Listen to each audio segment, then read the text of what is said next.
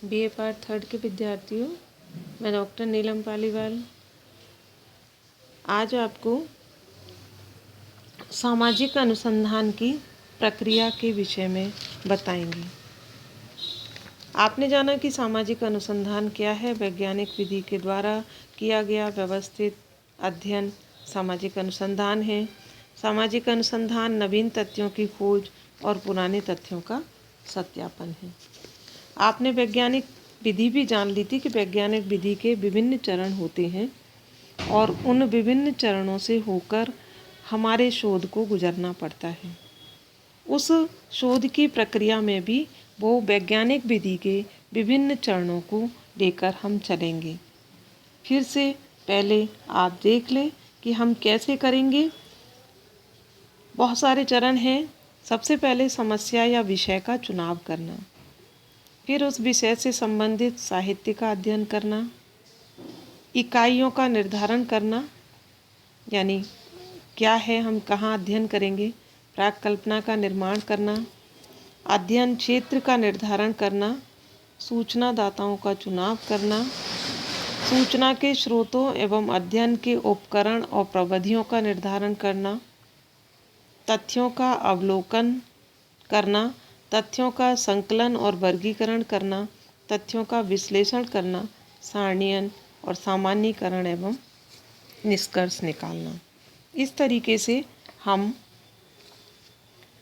शोध कार्य प्रारंभ करेंगे। सामाजिक शोध का प्रथम चरण बहुत महत्वपूर्ण है। क्या है प्रथम चरण? समस्या या विषय का चुनाव करना। विषय या समस्या का चुनाव जब तक हम नहीं करते हैं तब तक हम शोध कार्य प्रारंभ नहीं कर सकते, और गलत चुनाव हमें या हमारा अरुचिपूर्ण चुनाव हमें कार्य करने में बाधा उपस्थित करता है।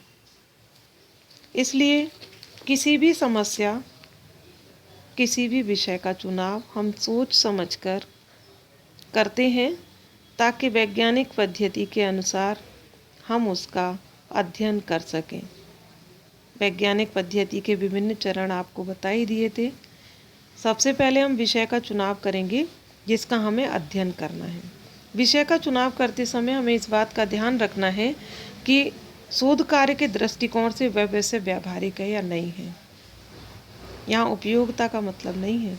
जिस विषय का हम चुनाव कर रहे हैं उसके संबंध में हम कितना अध्ययन कर सकते हैं। अब कैसे करते हैं विषय का चुनाव? में एक दो विषय आपको बता दे रही हूँ। हम जैसे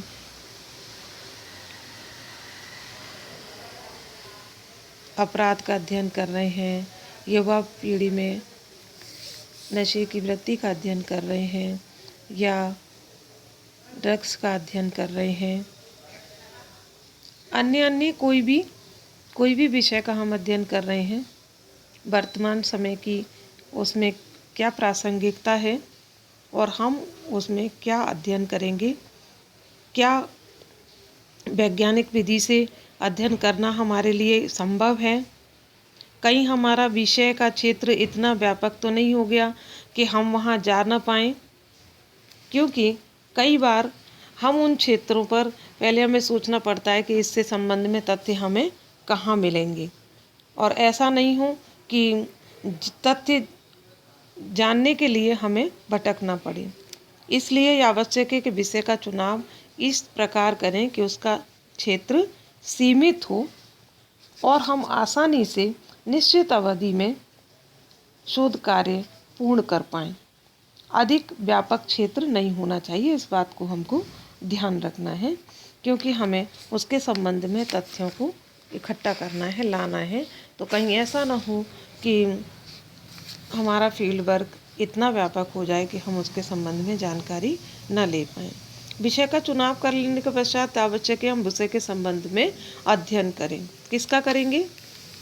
उस विषय के संबंध में पुस्तकों का करेंगे, साहित्य का करेंगे। उसके संबंध में हम लाइब्रेरी जाएंगे, अपने कॉलेज की लाइब्रेरी जाएंगे, सेंट्रल लाइब्रेरी जाएंगे, और जहाँ जहाँ हमको उस पुस्तक के संबंध में किसी ने शोध किया है, उस पुस्तक के उस विषय के संबंध में प्रलेख, लेख, पत्र, पुस्तकें, प्रतिवेदन, जो भी चीज़ हमें मिलता है उस प्रकार के साहित्य का हम अध्ययन करेंगे।